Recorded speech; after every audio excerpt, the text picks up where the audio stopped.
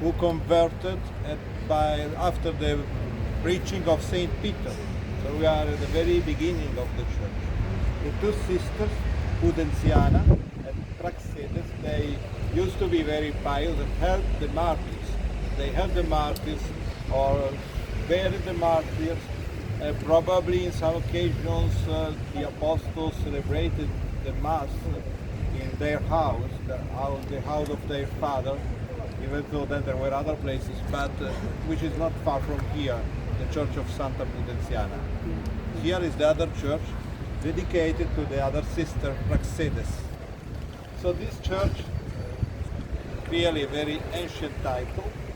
What you will find with it? We have heard yesterday that at the time of Pope Paschal I, so in the 9th century, many of the relics and the bodies, the holy bodies that were in the catacombs, were brought into the city to be buried in the basilicas.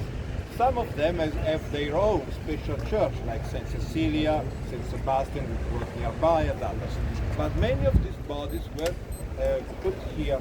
So you will see there is a kind of passage, and underneath there, you cannot see them, but there are many holy bodies coming from the catacombs and brought here since the time of Pope Paschal I. That you will see representing the mosaic. There is a very important mosaic here of our Lord and the symbols you see. And then what do you have? You have, as everybody knows, the column of the scourging, the pillar of the scourging of our Lord. So it's in one chapel, we will go. It's quite low, so it must have been bounded like that. And apparently the disposition would explain also, would be compatible with the sign we have on the Holy Shroud. So the direction of the whips yes, would be well explained by the position and the highness of the column, of the pillar which is here. It's also a church connected to St. Charles Borromeo, Archbishop of Milan, because he was the cardinal of this church for a while.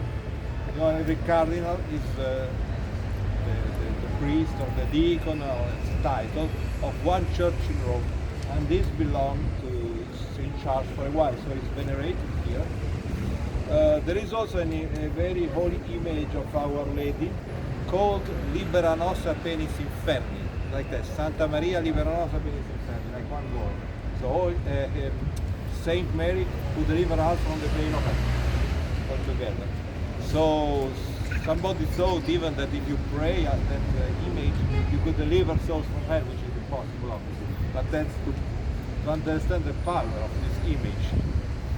And last thing, this church has also a connection with St. Pius X, whom we celebrate today. Because the monks here, there are Benedictine monks of San Giorgio Alberto, the order of Vallombrosa, is one of the branches of the Benedictine order. They were in charge of the canonization of Pius X. I have known myself an old monk many years ago, who was the vice postulator, as they are called, of the cause of Pope Pius X. So he knew everything about the story and the process of beatification and canonization. So there is an altar with the image of Pius X, because the monks worked at his canonization. They were put in charge of that by Pius XII. So you will see all these things, and you can go. So look at the mosaics, very beautiful and ancient, with many symbols. The relics underneath the main altar, you will see a passage. I think you can go out downstairs if it's not changed. Then we will see the pillar, the image of Our Lady, and St. Pius X. There are some relics of St. Charles. I think there is if it's not changed, some dresses and a chair. If it's not changed.